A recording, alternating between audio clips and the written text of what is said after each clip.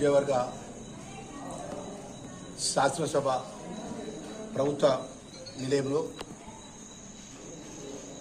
ఆ దేవదేవుడి అఖిలాండకోటి బ్రహ్మాండ నాయకుడు గణపతి మహారాజు యొక్క వినాయక చవితి సందర్భంగా యావత్తు తెలంగాణ ప్రజలు, ధర్మపురి నియోజకవర్గ ప్రజలందరూ కూడా చల్లగా ఉండాలని, ఆ స్వామివారి ఆశీస్సులు, స్వామివారి యొక్క ఆశీర్వాదం మాపై ఉండాలని మొదటిసారి స్వామివారి నవరాత్రుల సందర్భంగా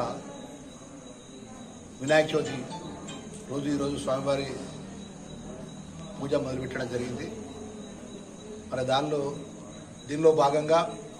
ప్రజలకు మేమేది ధర్మపురి ప్రజలకు ఇచ్చినటువంటి మాట, ఆ రోజు ఎన్నికల్లో ముందు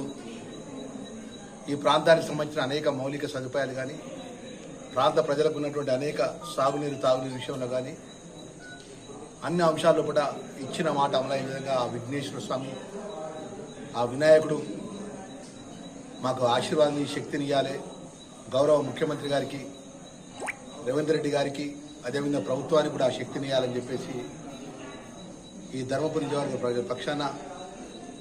ఆ స్వామివారి మరొకసారి మనస్ఫూర్తిగా స్వామివారి పాదాలకు నమస్కారం తెలియజేస్తున్న వినాయకుడు ప్రత్యేకంగా ధర్మపురి నియోజకవర్గ ప్రజలందరూ కూడా ప్రత్యేక వినాయక చవితి శుభాకాంక్షలు కూడా తెలియజేస్తున్నాం.